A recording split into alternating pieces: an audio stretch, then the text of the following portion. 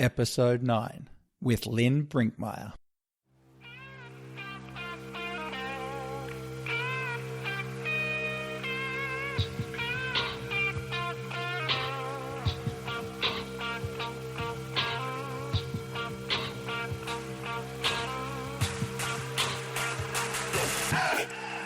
Hi there everybody, thanks for tuning in.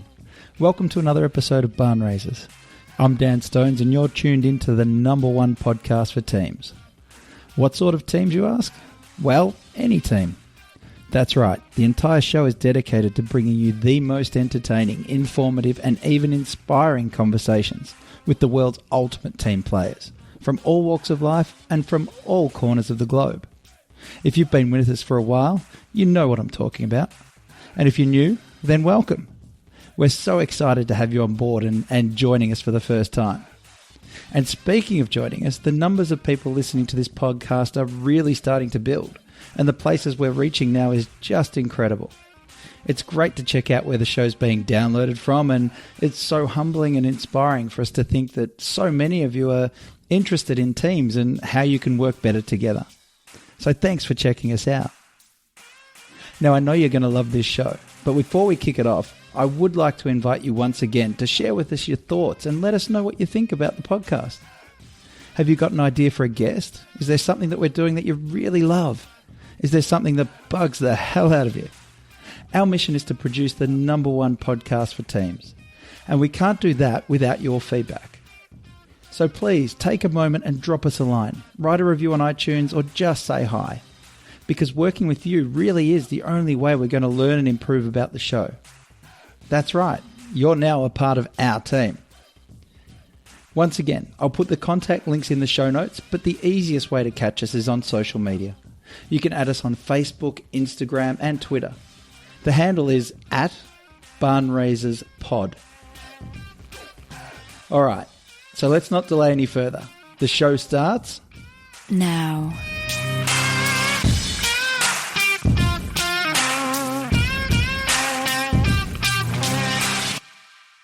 To say that today's guest is an ultimate team player might just be selling her a little short.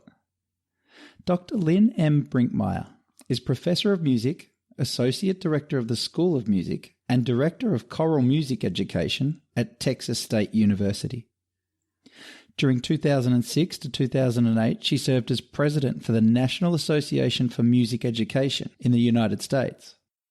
In addition to chairing the music department for 6 years and conducting the East Washington University Concert Choir, Dr. Brinckmeyer has also been recognised with the Washington Music Educators Association Hall of Fame and numerous other well-deserved awards. Dr. Brinckmeyer is also a respected author, having published Rhythm Rescue, Wander the World with Warm-Ups, and Advocate for Music. You can check out the links for those books in the show notes. Dr. Brinckmeyer's degrees include a Bachelor of Science in Education and Master of Music Education from Eastern New Mexico University, as well as a PhD in Music Education from the University of Kansas. Now at Texas State University, Dr. Brinckmeyer teaches graduate and undergraduate courses in choral music education, and she directs the Texas State Women's Choir. I know you're getting the picture, but just in case, let me put it really simply. Dr. Brinckmeyer is one of the most accomplished and qualified people on the planet when it comes to collaboration and working with teams in the world of music. She's conducted all-state choirs and honor choirs, she lectures, she presents masterclasses, and has performed in 49 of the United States and 20 different countries, including China, Brazil, South Africa, Cuba, and Peru. I know you're going to love her ideas on teams, and hearing them described in the backdrop of choirs, harmonies, and ensembles just makes it all the better. Ladies and gentlemen, Dr. Lynn Brinckmeyer.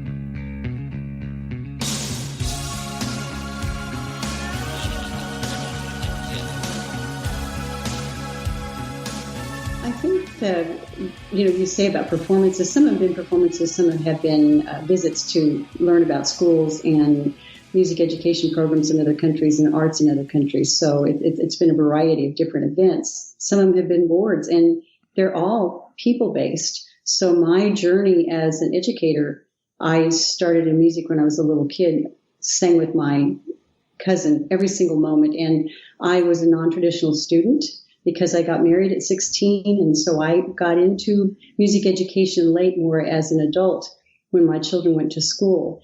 And so I had this passion and fire in me. I had to learn music. It was something that was burning inside of me. The more I got into it, the more I realized I wanted to teach people. I felt like I could make a bigger impact by teaching them than by simply, and I shouldn't say simply, that's not a correct word, by only performing and only singing in a choir.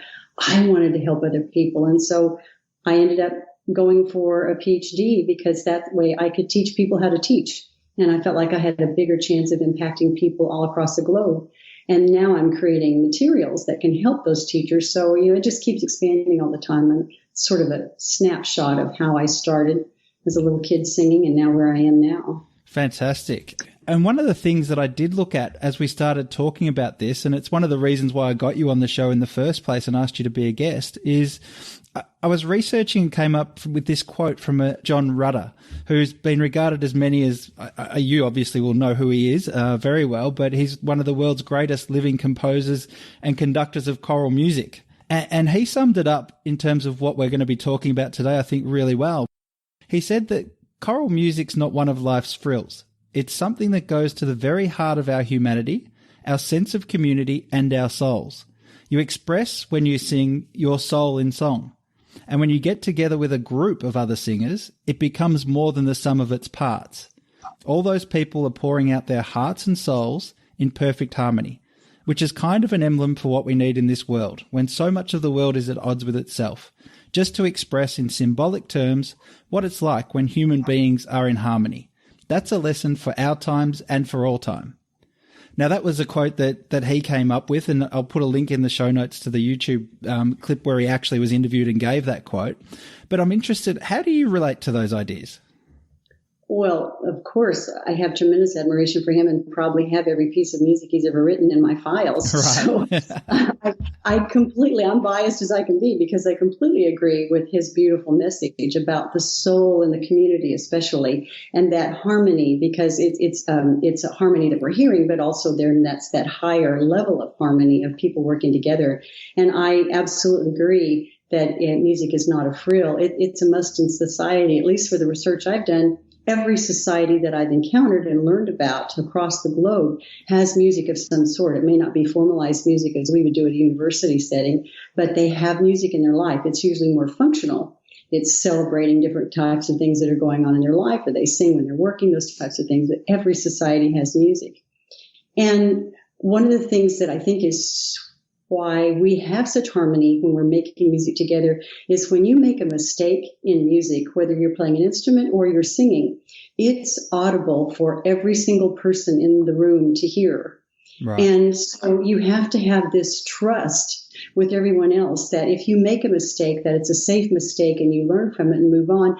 You're quite vulnerable when you're in an ensemble like that, and it puts everyone on the same playing field, even if you're a really master musician. Sometimes we're humans, we're going to make mistakes. And so that trust that you develop helps build community. Also, there's something that you need to do as a musician, and I also think as a team as well. You need to listen every moment. I mean, we're a visually oriented society right now, in my opinion, and we have sound around us. It's permeated everywhere. It's hard to get away from sound.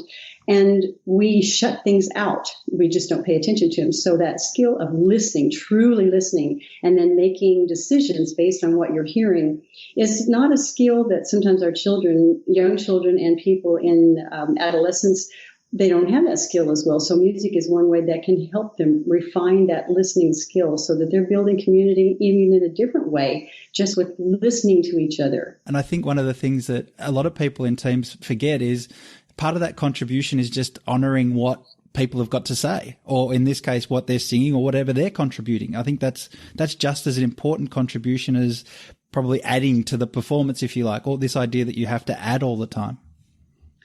I completely agree. And I think that, and I may say it again because it's so important to me, that it must be a safe learning environment. And I mean that as well as for adult ensembles, as well as young children.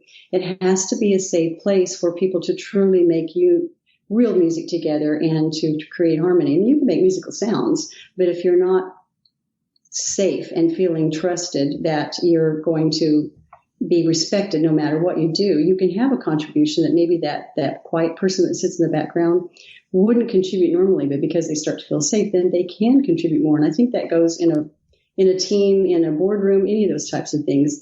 Every person is honored for their contribution instead of only 2 or 3 people and the rest just watch and say yes. Yeah, absolutely. I couldn't agree more. And I'm interested to hear, what is that? How do you make people feel safe? How do you actually do that where people might be scared about their abilities, or they think that there's that idea that they're not good enough, or they're not up to standard of that performer? How do you build that safety? Well, I think what you're talking about, that idea of being insecure and feeling like you don't belong there, or that you're not as good as somebody else standing next to you, that happens even in the most advanced choirs. And I have a children's chorus, and I also, it's got every level of ability from 7-year-old to 18. Then I also have a women's choir, and we have everything in that choir, from people who've sung honor choirs their whole life and who have amazing skills, all the way to instrumentalists who've never sung before, and they decide they need a fine arts credit. And sometimes there's someone that just comes in and said, hey, I like music. Can I sing? So there's always that idea of building trust. And I think the main thing, and I'll just give you an idea with the children's chorus, our one rule is respect. And the way you respect someone is you don't laugh at them, you make a mistake, you go over and help them if they make a mistake. If you hear someone next to you struggling with the rhythm pattern, you help them figure out a way to count it. Those types of things. You don't touch things that aren't yours. You're only honoring who and what materials are in the room.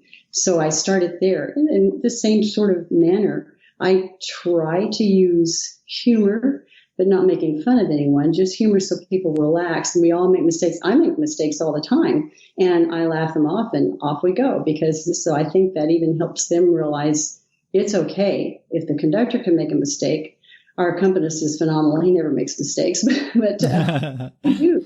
And it's just part of being human. Okay, sometimes I say something and do something else because my brain thought I said something else. Let's fix it and do it correctly. I want them to know it's all right. We're all on this journey together.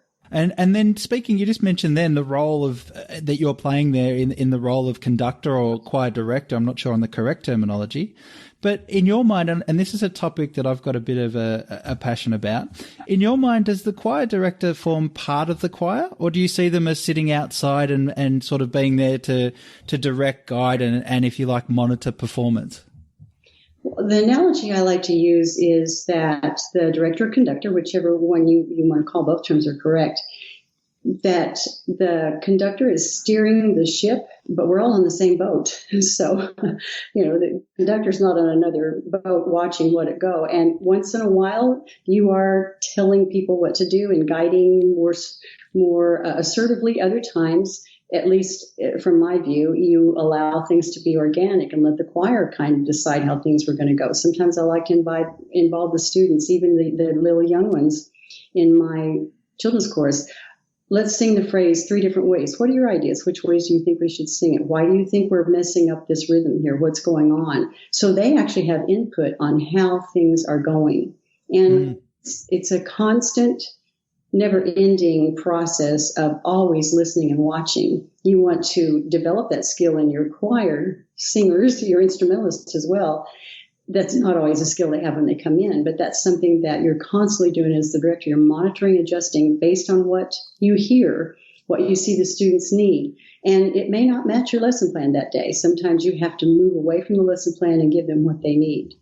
Yes, I agree. And I think the reason why that's such an important point, that the part that you bring up about being on the same ship, I love that analogy, because you see it in business all the time. These people that are in managerial roles and they sit at what they consider to be the front of the team.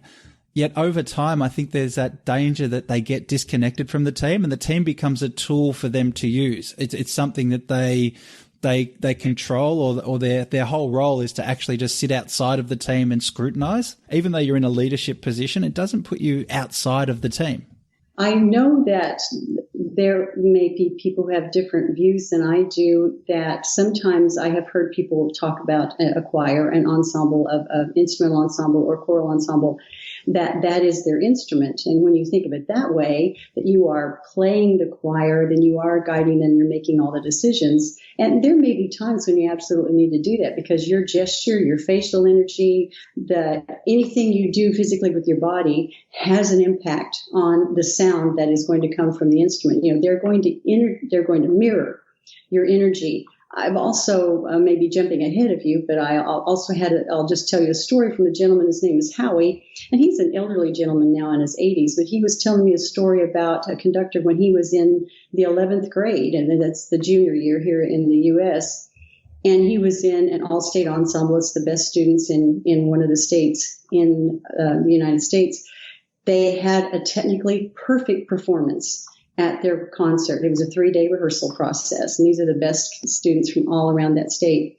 But he said it was the most miserable experience he'd ever had in his life. He's in his 80s now, and he's never forgotten how miserable that experience was, because it was a dictator. It was technically perfect, but there wasn't an ounce of heart and soul, because all of the students were so unhappy with the way the conductor had controlled them and degraded them in his verbiage. And I just think that it's very rare that happens, at least in my world, the people that I know. But unfortunately, it can happen either in a team, in a boardroom. It can happen anywhere across the entire globe. But as a rule, the successful people I see are much more on the other side of the coin, where they're more nurturing and wanting to be the whole team to be cohesive in the community. Absolutely. And I think also then it becomes a question of sustainability. I mean, you can give a once-off performance like that, but how long can you sustain that level of performance if you're in that sort of an environment? I mean, that's got to be a really tricky thing to do, to come out night after night just, having your soul crushed by this just machine-like performance. I think that's a really good point. I don't know that has long-term sustainability, at least with high school kids, maybe professional ensembles. I don't know. But even then, they're happier when they can play with their soul and their heart. It's not just a paycheck. Yeah, and that contribution factor that you spoke about earlier. I mean, going and asking what their ideas are. Everyone feels valued when they're asked for ideas and they feel they're being listened to. So I think it's almost the greatest anomaly. They're singing, yet they're not really being listened to at all. Yeah, that's for sure. Now, Lynn, one of the things I did come across, and I'm not sure about this question, so outside of what we're talking about and what we record, this question came up. So if it's off the track, just let me know, but I'm going to ask you anyway. You've obviously published 3 books on music education, and they range from, I think, the sort of the technical aspects like Rhythm Rescue and Wander the World with Warm-Up, so the more technical elements. And then there was the 3rd book, Advocate for Music, and we'll talk a bit about those later on. But in your website, I came across an ebook as part of your offering, and we'll make these available in the show notes. Obviously, the links to those pages. But one of them was called Inner Listening, and the subtitle was Independent Musicianship Through Collaboration, and that title struck me on almost every level and nearly every word. But can you just explain that concept and a bit about what that particular ebook's about? Yeah, I'm assuming that ebook is a component of the communication book, that ebook that I wrote for teachers, because just because we say something doesn't mean that we actually taught something that's going to be learned. I mean, we can speak all day, but that doesn't mean our students learn. And the same thing when we can talk all day in a board meeting or with colleagues in a faculty meeting or things like that, any type of a team. And just because we're talking doesn't mean we're communicating what we think we are. There's what we think we're communicating, and there's what actually is said, and then there's what people perceive. I mean, I may not have that structure exactly, but it's that same type of idea of being constantly aware, reading the verbal communication that you're getting from individuals who are listening to you. Are you talking too much? What are the words you're using? Are they, you do this, you do that, that type of things? Are they words that are inviting questions, all those kinds of things? And that's kind of where that theme came from. How do we become the best communicators so our students, obviously written for teachers so that they can teach students, but how do we get students engaged without us telling them about? I don't remember where I heard this analogy from. I wish I could, but I listened to quite a few professional development books, so I don't have it exactly. But you can talk about water all day, but until you've actually swum in it or taken a drink of it, you really don't know what water is. Even though you might be able to talk about it all day, you still haven't experienced, and that same kind of reason I wrote that book for communication. How do we get people to experience things rather than telling them about it? And I think then obviously in your world, the idea that you could talk about singing all day, you could explain notes and theory and all that sort of stuff, but until people actually do it, that's obviously where the collaboration starts. Absolutely. You talk about it all day, but you still have to actually sing sometime. Yeah, at some point we're gonna count this in and the number's gonna begin. Yes. I'm interested when you put together a choir as well, establishing a team. I think that's something that it's a skill in its own right. And I think it's one that no matter almost in any environment, it's one that people don't give a lot of time to. But one of the rare places that I see it is in the arts, where you're actually formally forcing yourself to put together or bring together a team, a choir, an ensemble for acting, whatever it might be. And I'm interested in terms of when you put together a choir, what sort of skills, besides obviously being able to hold a note, but what do you look for? What makes a great choir singer in your mind? The very first thing that I think of, these are human beings. Whoever walks into my choir room, if they're auditioned, yes, of course, we place them into the choirs that's appropriate for their skill level, so they'll be successful. The choirs that I have, any student can join any of them. So I have all different levels, and they are human beings, regardless of their skill level and their comfort level and in the ensemble. So again, as I talked about, they need to feel safe and respected and being able to trust each other. And I need to create little victories for them. I prefer a hard worker, someone who has that growth mindset, who will really strive to be a better person, better human, better musician, almost more than someone who has an amazing voice and who is sort of has the mindset that they're doing me a favor by singing in my ensemble. And a lot of times that's insecurity, and I realize, and once they relax and trust that it's okay for them to be there, that sort of goes away. But that, I don't know if you had that growth mindset. There's a book, and I'm sorry, I can't think of the actual author right now, but that idea of constantly moving forward. In music, we make mistakes all the time. That's just part of the process, is playing something or singing something over and over and over and refining it every single time and getting it to that next level of musicianship. We let students fail, so that person who's willing to fail more than once and not be perfect the first time, it takes a certain kind of personality to want to stay there and then kind of want to hone their skills. Absolutely. Yeah. And I think the book you're referring to, The Growth Mindset, is the one by Carol Dweck, who wrote that. Absolutely. Yeah.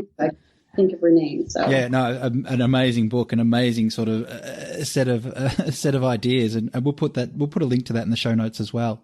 But thank you. That's great. Yeah, a brilliant book, and some of the examples they give are just incredible. Following on from that, then, the lessons then that you've learned from these people that you do bring in and these mindsets, and I'm keen to know, like, there must be so many different stories of different people that have walked through your classrooms and people that you've engaged with. But what are some of the lessons, and is there any stories that sort of stand out about teams or people that you've got from spending so much time in a collaborative environment that you have? I can say one story that pops out to me, and it's based on I wasn't at Texas State very long, maybe my second or third year, and we lost a student the night before a big concert, and he was one of those students that everyone in the building knew and loved. I mean, this huge, bigger-than-life personality.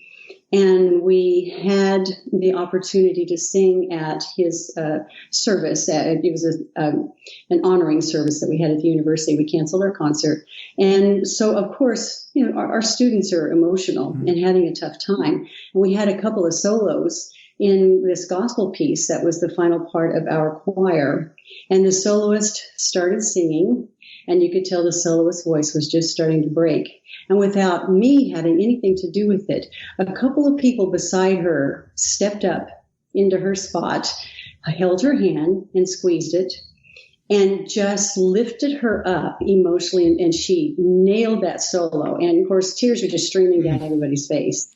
but she sang that with such heart and such passion. And she got through that because of that love and care and support from everyone else. And those two people that just jumped up there to help her, they were more interested in helping her than anything else and helping her get through that. And that just touched my heart. I thought that was such an amazing story of community. And I truly had nothing to do with that. They did that on their own. Right. Were you at the front of the room watching this happen when it happened? I was conducting a concert. The soloist usually steps up a little bit to the side, and so they were up there to my left and not standing directly in front of me. Oh, so you're watching this whole thing unfold probably with tears streaming down your face. I was a mess. You're right. Everyone trying to hold it together. Wow. But I think that stems from everything we've just spoken about. You've got to feel safe in those environments, and it's about people stepping into to not only help each other, but being willing to say that I'm vulnerable and I need help without even saying it. The ability to express those things as that soloist was performing, I think is testament to the fact that she was still willing to put herself out there and be vulnerable enough to let people see that she needed help. Absolutely. And they were all honoring their colleague who was no longer with us. And of course, you never want someone who's young to have to experience some kind of loss like that. And many of them, it was their first time, which doesn't make if it's your second or third, doesn't make it any easier. But it was interesting, and I was so proud of them. I'm not sure if this story relates or not, but that one of the things that I have the students who take a methods course with me, it's the course that talks about all the nuts and bolts of being a choral educator, and there is some conducting in it and leading classes. And one of the things we talk about that it's not about us anymore. When we stand in front of an ensemble, it's about the human beings in front of us. It's about those students, because most of the brand new student teachers are so worried, did they miss their conducting pattern, or is everybody looking at them? Did I make a mistake at the piano, or are they mad at me? It's all about me. Mm. And once they get past, and I call that turn the corner, when they start thinking about how do I help these students learn? As soon as they go into that mindset, they forget if their pattern was perfect or if their piano skills are stellar. They start thinking about how do I help this person learn? And I love watching that journey, and just boom, all of a sudden they become an educator instead of a student who's worried about themselves. And I just think it's a wonderful process to watch. Yeah, it must be. It must be. And that raises the question then, I think, we asked what were the characteristics or what makes a great choir singer, but what are the characteristics that makes a great director? Well, I keep going back to the people thing, but I think if you love people, obviously you got to love music. I mean, I don't think of this as a job, and I think of this as my life. And I think about music when I'm at home, when I'm not working. I think about music all day, every day, and how I'm going to be a better educator, how I'm reading all these books so that I can teach my students to be better. That's fun to me. It's not work. I don't divide my, get off at 5 o'clock and go home. That kind of, it's a different type of lifestyle, because much of our work is at night or on the weekends, and you'll have just crazy 3, 4, 5 days of concerts and performance and dress rehearsals. And maybe normal is not the right word, but it's not an average lifestyle for many people. And it takes a tremendous amount of energy. It feeds my soul. And so for people to go through this, they're going to need to have that love of people and love of music to be sustainable in this profession. I think it's phenomenal, and I love it. Don't know how I would live without it, but it is not an easy life. It's incredibly rewarding. Not physically easy, though. No, I can understand that. I understand that completely. And I also think then that you've got that sense of work-life balance in there that you're sort of hinting at, that there is no, it's not a matter of one minute I'm at work and 1 minute I've got a personal life. There is no divide, as you said. And I think that's an incredibly powerful mindset to have, because that allows you to give all of yourself to whatever it is you're doing at the time. Mm-hmm. And I think that that's something that people that are caught up in, if you like, quote unquote, normal jobs, that misses, and that's why we create these things like a work-life balance scenario and trying to figure that out. But the more we focus on that, I think the more the divide grows. So I think that idea that having something that is a passion that feeds your soul, it is difficult, but at the same time, the rewards more than outweigh the difficulties or the hardships. Well, I think that's absolutely true, and I'll just tell a little bit back to my past. I did work as a legal secretary for a year and a half while I was getting ready to go to college. And I watched the clock. I mean, I walked into the door at 8 o'clock. I was always on time, but I was never early. And at 5:01, I was out that door. I watched that clock all day because it was truly a job. I was helping people, but it was a job. I watch the clock all the time now, but it's a completely different perspective. Now I'll look at the clock, and if it's 5 o'clock, and I'm thinking, oh man, I still have all this that I need to do. And I wonder if I can probably stay till about 6 because I want to do this, I want to do that. And I have to make myself leave sometimes. My work is my play is my work. And I have to make sure that I do physical exercise and things like that, because I can get so caught up in, oh my gosh, look at this book. I want to take a look. I wonder what they say about this. It's so engaging to me. And I'm so curious about all the other ways that other people are teaching and learning, that it's all consuming. So I do have to make sure I have some balance, but my work is my play. I don't know what is what. And so I'm lucky. I'm very happy that that's where my life has taken me. Oh, absolutely. And I dare say you wouldn't want it any other way. No, of course not. I understand completely. Let's change gears a little bit, Lynn, and just talk a bit about, I'm interested in terms of the structuring of an ensemble. In particular, a choir, reading about this, it sort of fascinated me a bit, but a choir is not just everyone gets up and sings. I believe there's different sections, and pardon my ignorance, if you like, about how they're structured, but there's groups and subgroups on choirs. Is that correct? Sure. And I think the obvious ones are the different voice parts, whether, I can say with my children's chorus, I usually have 2 sections. And because they're children's voices and they're developing, everybody learns every part. And then I decide which one sings the low part or the high part on a particular song based on the skill level and the ability of the students.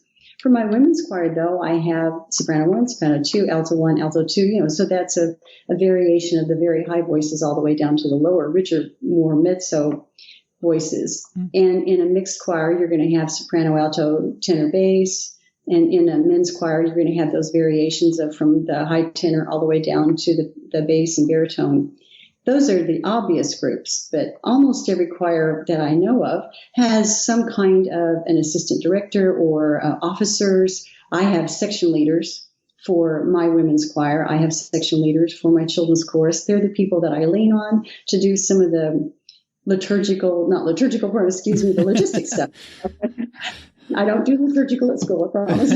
But sometimes people have captains, those different kinds. There's all different types of subgroups, if you want to call it that way, so they can help keep the structure going when the conductor is at the front of the room and making music. Then if something else has to be taken care of on the side, then those other officers that can help with that and set up the room, all those kinds of things. Right. So how do you evaluate sort of the real-time performance of a choir? I mean, there's so much going on. It's not like, unless you're in rehearsal, I imagine, you can't sort of just call time out and stop and reset everyone. So how do you go about evaluating that sort of real-time performance of a choir? Is it individually? Is it in sections? Or how do you do it? Well, I think the answer is it depends. And it probably depends on the situation and also with the conductor, how comfortable they are. And sometimes it's just logistics of the room and what building you're in, those types of things. Because I have a large choir of women's chorus, around 80, we don't have enough time to do individual assessment of all 80 voices. But we do break into sections, and I have the section leaders help me understand who's thriving, who's not, and if someone's struggling. I welcome people to come into my office, help them all the time. But the conductor of the whole group is constantly assessing and listening, making decisions, watching, listening to see who needs extra help, what piece we might need to work on more. Section leaders give that feedback. Sometimes I'll actually have the students, both in my children's chorus, women's chorus, any honors choirs I've done, stop and talk to your neighbor. Take a look at those two measures. What are you going to do differently? Talk to your neighbor. Why are we having challenges with that one phrase there? What's going on? So that they analyze themselves and they come up with solutions to fix things. And we'll take some of the students' suggestions, like which one worked? Why didn't the other one work? And so nothing is wrong. All these decisions on what to do artistically are my choices or the students' choices based on what we think is best for that ensemble. Because every choir, you can hear 10 choirs in a row singing the same song, and things are just a little bit different in the way they perform it. The phrasing might be slightly different, articulation of a particular phrase or words, dynamics may change slightly, tone quality may be changing. So it's always those artistic decisions that are being made. And finally, sometimes I have people do silent practice. Sit there, take a look at those two lines, silently sing it inside your head, figure out what you're going to do. So there's that assessment that way. There's also, I don't know if this is too early to get into this, if you want to talk about later, but there's the assessment that you can use with rubrics and actually written forms as well. And I've had students do peer evaluation, have them do personal evaluations, write their own rubric. I'll pass out a rubric and they write down what they think their skills are in particular songs. So it helps me sometimes too, because I'll be thinking, especially with my children's chorus, I'll think, wow, we really need to work on that song. And I'll have 4 or 5 little kids thinking, they'll give themselves the highest rating.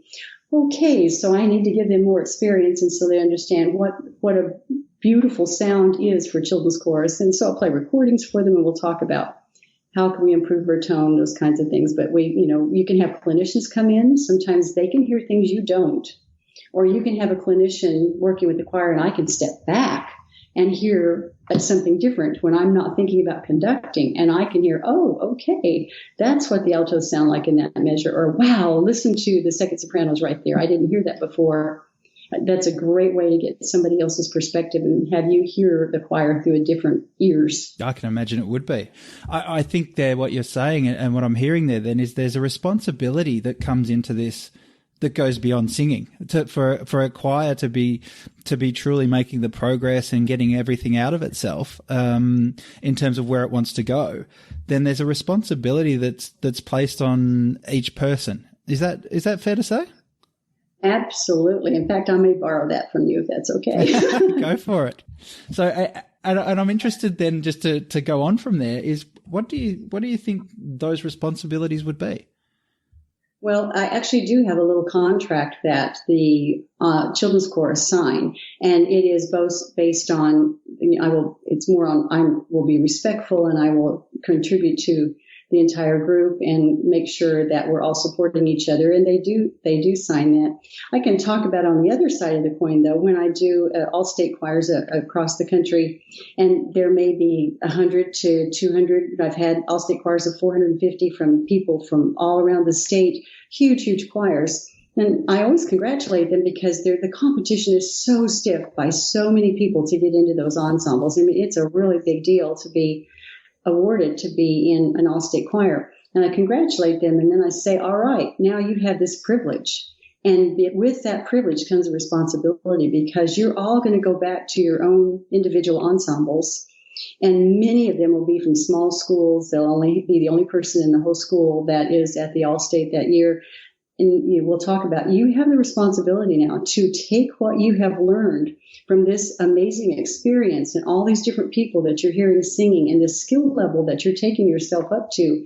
And you bring that energy and that enthusiasm and that artistry back to your choir. It's not about, look at me, how much better I am than you, pardon me for not saying that correctly.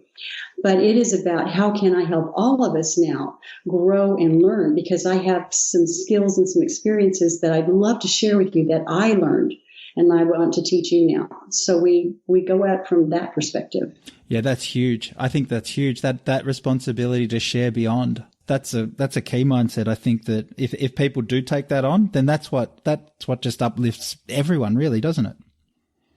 Absolutely. And I can bring it back to home too then, because the children's course that I have here, this is the Central Texas area, there are about 12 schools systems that are involved with the students that are in my children's course. Usually have around 40. Well, with those different 12 schools, there's no way I'll ever have a schedule that it doesn't interfere once in a while with somebody else's school choir performances. And I always insist that anytime a student in my ensemble at the university, it's sponsored by the university, but it's held at night, they always must sing in their choral program at their school when there's a performance. And because we're here to support the other ensembles, we're not here in competition. We are here to learn how to be better musicians, and we take what we learn back to our schools and we support. So we always sing in our choral performance or band or orchestra, whatever ensembles that they're in, so that they take that leadership and they support each other instead of being an elitist because I get to sing in another choir. This is about a privilege, and how do we share that privilege with others? That's a tremendous mindset.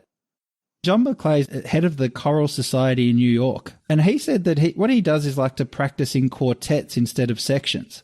So it was interesting as we were talking about all the different groups, and I'm interested in sort of how cross-functional it is in terms of the choir and getting people to learn about sort of what other people in the choir are doing who aren't doing the same thing as you. And I thought that was interesting that it might be even more collaborative to do it that way. So when I was coming across that, I thought, well, I must ask you, how do you think about that? And how much do you collaborate across the entire choir as opposed to just those sections we spoke about? Well, my interpretation of him talking about that they sing in quartets is that that's the placement on the risers, that they're in 4 voice parts rather than sopranos on one side, altos, and then tenors and basses. Now, I don't know that for sure. He may have them go off in another place and rehearse with each other, only 4 people at a time. I do not know. But even if you are standing 4 parts just individually in the mixture, and sometimes you can call it a mixed formation. Yep. You don't have somebody standing next to you that's on your part. You've got to hold your own and be independent musicians, yet you're still lining up your subdivision, you're still lining up your vowels, you're phrasing everything with the people that are around you. So there is that constant, whether it is a verbal feedback, you telling somebody what you just did, you have that feedback instantly by how you change your sound, how you're listening, how you're adjusting to what you're hearing, so that it is this alignment with every single part. I think it's wonderful. We love singing in those mixed up formations. And don't always do it right at the beginning. Usually don't. Sometimes I say, go stand by somebody who's not on your part. You got to the count of 5, go, and that way people scurry up and all of a sudden we start singing. So I do things like that. Yeah, right. I just thought it was interesting the way that, and he was talking about rather than just getting a whole section to sing a part, he'd get 4 different people out of the different areas and say, right, I sing that way. And it was the way he talked about it was sort of like it gives you nowhere to hide for starters. And it just, it just gives that sense that there is more than just the people standing directly around you that you're interacting with. And it gives it in a real sort of confrontational, if you like, might not be the right word, but it gives you that sort of sense, really just quick smart. You know that you're right in the middle of something bigger than just yourself or your group.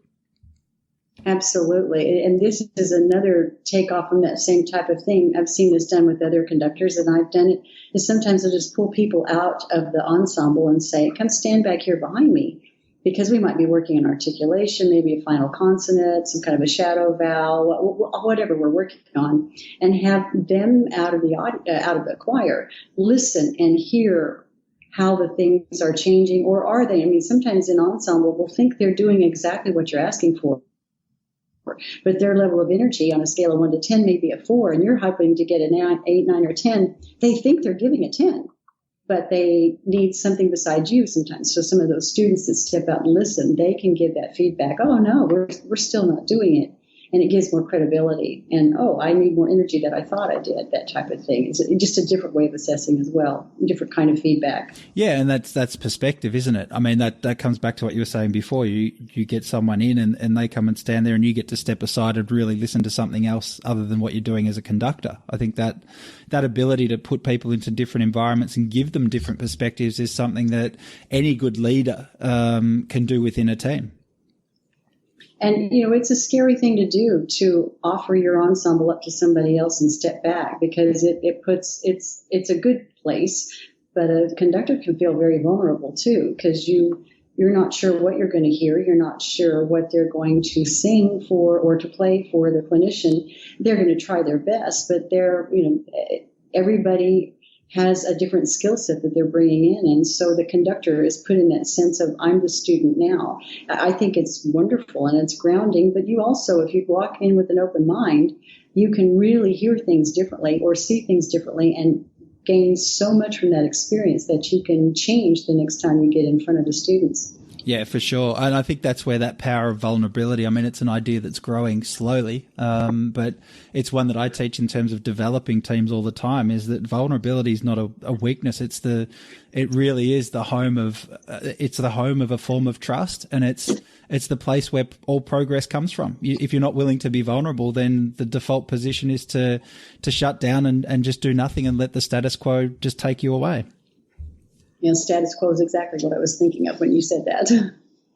I think then, Lynn, as we sort of start to get into some final thoughts, one of the other questions that I'm really fascinated with is, at the heart of it, I mean, it's such a passionate place. You see people singing in choirs and you can hear the passion, you can see the passion. All those senses are there. But what is it that you think draws people to become part of a choir? In my mind, it can't just be a love of singing. My theory is that it's something within a person that allows them to express a strength. I think on the more global level, that I'll just relate it to some of the students that I've encountered. They may not be able to verbalize what's going on inside them, inside their heart, inside their life. You know, students have amazingly complicated lives sometimes, yet they can verbalize that emotion that's going on them when they're singing. So it's an outlet that they may not have somewhere else. That might be one thing that draws them in. I absolutely think people love singing. Sometimes that's why they just can't live without music. I mean, that's me. I can't live without it. I'm miserable if I don't have it. So I'm going to have a profession in music. Sometimes people enter, at least at the school level, they come into a choir because there's a cute guy that they want to get to know. Or somebody said, well, my girlfriend's singing, and so I thought I'd sing in here too. And sometimes they just want to go on the trip. And there's all kinds of reasons that they might get in the choir. Hopefully it's because they want to be part of a bigger ensemble and to enjoy that love of singing, and they love people. What I always say, though, is if I can get them in the door, I'll teach them to love music. If they don't love it when they walk in, they'll have those emotional experiences. That the closest thing I can relate that to, and you mentioned too about being in theater, if you haven't been on a stage in theater or in a music ensemble that's had a profound experience on stage, the closest thing I can think of it is if you are in a sports team that has a really great game and you win and it's just so magical and so much fun. It's the day that everything goes right. Or if you're in the stands with all the people around you, that it's that human shared experience, and you can't really describe it. I mean, you can talk about it, but it really never encapsulates it perfectly about how you feel when you've got those magical experiences with somebody else around you. And that's what happens for me, at least in the students that I interact with on the most part, is that intangible thing we really can't describe, but it grabs you and you want to do it again because it's addictive. It's a wonderful way to become human with other people. That expression of soul, if you like, that we talked about right at the top with John Rudder. That's the manifestation of that. Absolutely. Yeah. The idea about the power of choirs, and hearing you speak today, it sort of leads me to think about music in schools and with children and the benefits that it can bring. I mean, two things that come to mind you always hear about, and I'm not sure if it's the stereotype or it's the fact, but music programs always seem to be under budgetary pressure in schools. And so many of children, mine included, were forced to learn instruments at school that they really didn't like or have any connection with. Yet you get in the car, you put the radio on, whatever it is, music comes on, and they all seem to love some form of music, and they'll usually like singing along with it. So in my mind, it could be way too simplistic, but wouldn't the solution to some of these problems be obviously sort of, why don't we just implement more choral or singing programs in schools instead of these expensive musical instrument programs? I've been thinking about this question. It is not my experience, but I will say the first part, that absolutely budgetary music is expensive. Even if you have people only singing in a classroom, the piano or all those types of things, music costs money, all that. If you buy it legally and you pass it out to students, all those types of things, Yep. It is an expensive thing. I think it's a some kind of a contribution to the future, so it's an investment, but it does cost money. And so absolutely across almost every country I've been in, sometimes they deal with those type of budget cuts. So I completely agree. And that's one of the reasons I wrote that book, Advocate for Music. The part about children's forced to learn instruments, I haven't encountered that. I'm not saying that doesn't happen. It just hasn't been in my experience. Sometimes students are drawn to singing. Other times students are, I know students who are fascinated by the violin, who can't wait to get their hands on a trumpet or a clarinet. So I think it probably depends on maybe the music instruction, whether someone is forced to play an instrument they don't want. I think that probably has more to do with personalities than it does with the personality of the teacher than it does necessarily as a global aspect. There are many teachers that do a lot of African drumming and those kinds of things, and students flock to those. They usually do love to sing pop music. I completely agree. And pop culture is so prevalent in our society, especially now with all of the social media things. And the way I think of that is that's great. Kids are singing. Get them singing anything. So if they want to sing, even, and usually even the instrumentalists who love playing other instrumentals music, they still want to sing. So I think that can only help them to be able to sing. So I think it's a good thing. But I do believe that these instrumental programs across the country are valid. Not everybody, I think I may have the statistics wrong, but somewhere around 10% of the students in the school music program, in the whole programs of the schools, tend to be in the band, choir, orchestra programs. General music is usually, at least in the United States, is generally taught in K through 5, and then after that they can choose whether or not they want to be in music after that in many schools. And so I'm going to move towards the things that I think are so important for people to think about. And this would be part of the general population that doesn't understand, just because they haven't had the experience with how much rigor is involved when students are involved in music. We hit on that growth mindset a minute ago. It's constant growth, because it's very seldom that any student of any age is going to sing or play something perfectly the first time. They might get the notes and rhythms, but there's all these other components of it too. So we treat them, or teach them, to fail over and over and over, and learn from every single failure as, oh, this is just another lesson, that it's not failure. It's, oh, now I'm going to do this differently. I tried that. That didn't work so well. And so they're constantly analyzing and problem solving themselves. Our students, these are skills they're not getting so much because there has to be a perfect answer to a test. And if I'm not perfect at number one, then I don't want to do it. And music, it is something that is teaching the whole person the entire time. Both sides of the brain are going on. They're involved in all different kinds of processing. The entire body's engaged. You have kinesthetic, auditory, visual processes going on the entire time. People are learning music. Even with singing, there's still kinesthetic, auditory, visual processes going on, and especially if you're tapping the beat or doing solfege, hand signs, those types of things. We are counting subdivisions inside our head. And you said that you sang in choir sum. So inside you're counting 1 and 2 and 3 and 4 in, or maybe you're counting mixed meters. You've got that silent subdivision going on.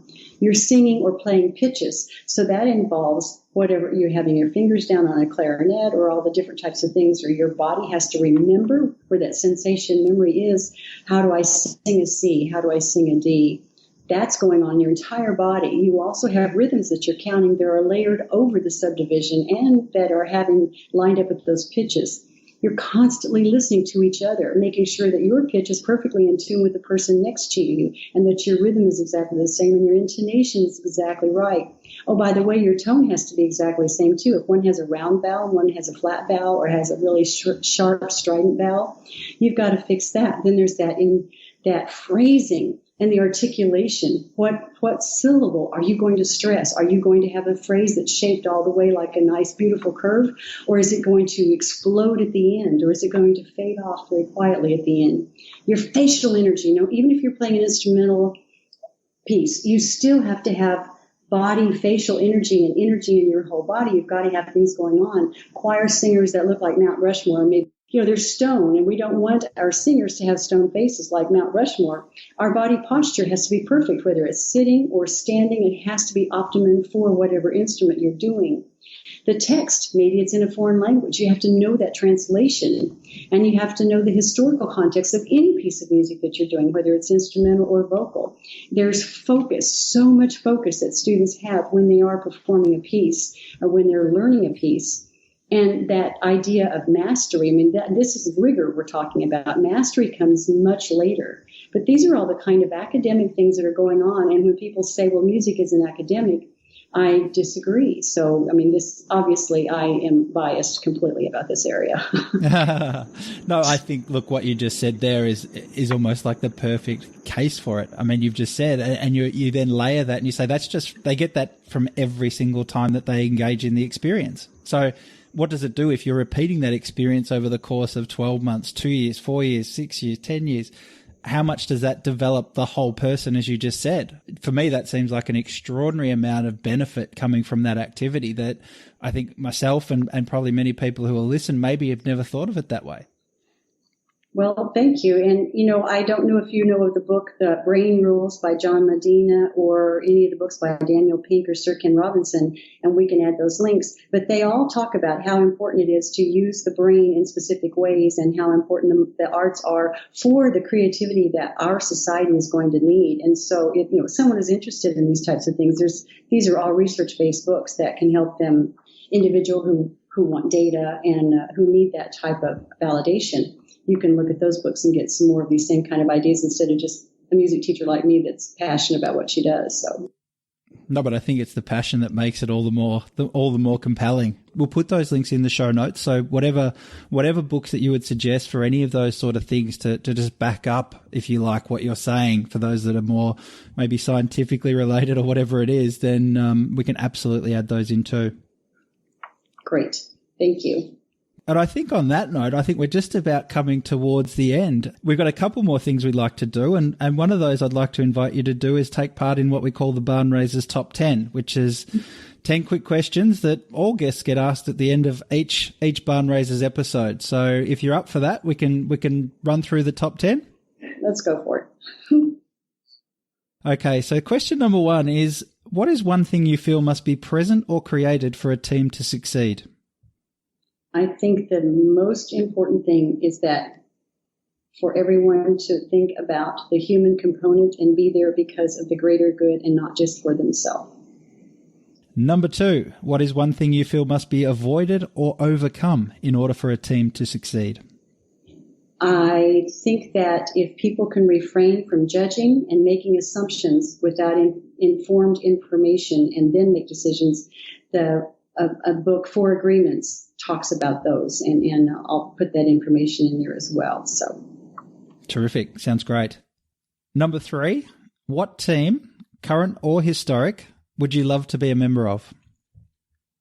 Well, I narrowed it down to 2. I'll give you 2. The first one is interesting, but I would have loved to have been in Mother Teresa's inner circle and learn from her perspective about life. I had such admiration for her. And then the other one is the National Association for Music Education Executive Board, which I was a member of as a national president, because the people on that board and the minds thinking from a holistic point of view and all caring about music education, it was a life-changing experience for me. Wow. Both of those sound great. Number 4, who is an ultimate team player in your eyes and why? This is a gentleman, his name is Tim Lotzenheiser, and those of us in the music education world all know who he is, whether you're instrumental or vocal. And we call him the Pied Piper of music education. He works with Conn-Selmer Institute and goes all over the country, but he always focuses on other people and how he can make them better. I mean, he's completely selfless in helping people be better humans, and I have such admiration for him. Number 5. What 3 qualities make someone a great teammate or colleague? Listening and watching for nonverbal cues, and in addition to verbal cues, is one. Someone who always is learning, and someone who's willing to see all sides of the issue. And what 3 qualities then make someone a great coach or manager? I think you take those 3 qualities. I think that it has to be someone who is strong enough to make a tough, unpopular decision and hold people accountable in a respectful manner. Terrific. And I like the fact that you said it's the same three qualities, because where I sort of come from with this stuff is the leader is just another person on the team with a different maybe set of responsibilities or a different role to play, but they are still part of the same team, as we talked about at the very beginning. So I'm thrilled that you made that link. Number 7, what is one thing that instantly makes you feel part of a team? When I feel trust and I am confident that there's integrity in the room and awareness of each other and beyond themselves. Terrific. Okay, number 8. What is one thing that instantly makes you feel excluded from a team? I'm uncomfortable with disparaging comments about another person or an organization if they're not there to defend themselves, or if people are just unaware of the things they're saying or doing is impacting someone in a negative way. Number 9. What is your fondest team memory? This is tough because I have so many wonderful experiences with different ensembles and different groups of people. I can only have one. So I'll take last spring, the women's chorus. We sang some really difficult music for our spring concert, and they rose to the challenge, but it was a journey. And I chose music for the highest performing skill level in the choir, and it took us a while to get there. The work ethic the students gave all semester I was so proud of them. They grew so much, and I did too. In our final performance, they sang at a level of musicianship that we had never acquired in the entire. They remembered all of the little details, and just looking at all their faces. I mean, it was one of those times we couldn't do anything wrong, and you could just see people were on a high, and I was just barely holding back tears because I was bursting with pride. So that's a magical experience we had. Oh, that sounds fantastic. All right. And number 10, what is one thing you would like to hear a coach, manager, boss, or teammate say about you? Oh, I hope that they would think that's something I would say, and that would be, tell me more so I can understand you. Right. Yeah. Terrific. That's great. That's excellent. All right. Well, that's our top 10 done. So very good answers there. Lots to think about. And I love that memory. I thought that was fantastic. So, Lynn, before we go, the last question I do want to ask you, and I think it's very important because there's so much good stuff that you've explained to us that is relevant for teams, not only for educators or people that are in music, but teams from all over the place. And the thing is, where can we sort of hear more about these ideas and learn some more stuff? And is there anything that you're doing at the moment that you'd particularly want to share with the audience? Well, the actual hands-on things are in the 2 books that will be listed. Absolutely. I mean, the 3 books, pardon me. I do have a Facebook page, and I'm happy to interact and invite people to come on my Lynn Brinckmeyer Facebook page. I use it as a professional platform instead of a platform for family or things like that, because I want to stay connected with people all across the globe. Also, my colleague Ivor Locke and Matt Phillips are helping me develop a website that we're going to launch hopefully in the next month, and it's going to be lynnbrinckmeyer.com, and that's where it will have multiple teaching materials and these kinds of things, some free ebooks and things that we can share with people. That I just want to help people get access to materials. If they can't afford them, then how can we help people across the globe? They're, like you said, limited budgets, so that's the purpose of setting up these websites, so people can have access to teaching materials and help them and learn from each other in a community setting as well. That sounds great. That sounds really interesting. So, yeah, and we can put the link up to that in the show notes for everyone? Yes, that'd be great. Thank you. All right. Well, Lynn, again, thank you so much for coming on the show and, again, giving us that perspective that probably not many people would have linked up to learning about teams in their own world. But I think just the all-encompassing nature of music and how it impacts people and groups and choirs that we've talked about is something that everyone can take a lot out of. So for your time, thank you, and for your insights. We're very grateful for it. Well, it's been an honor and absolute pleasure. I've had a great time. Thank you so much for allowing me to share my passion with people. I appreciate it so much. Oh, not a problem at all, Lynn. Thank you.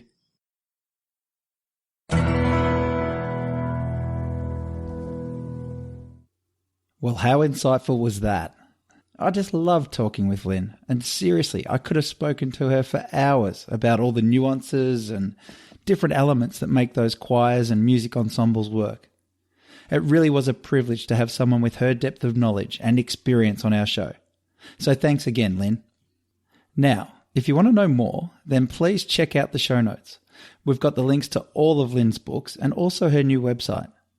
And check this out. Lynn has also asked me to pass on her Facebook details and actually encourages you to contact her directly. That's pretty special. We've also placed links to all the other books that were mentioned in the show and a video of that tremendous quote from John Rutter. Well, that's about it for another episode. And while I hope you like it, I'd be much happier knowing that you liked it. So please, remember what I said at the top of the show and get in touch. Check us out on social media. We're now posting original quotes and mini lessons every day on Instagram. And if you're looking for something to share with the team and keep them all on track, then you have to check it out. You know the handle by now. It's at Barnraisers Pod. Lastly, don't forget to tell a friend about the show. And also, if you're liking what we're doing here, then please go to iTunes and give us a review. All right, I think we're done. This has been Barnraisers. I've been Dan Stones. And until next time, remember, great teams won't always agree, but they will always commit. Bye for now.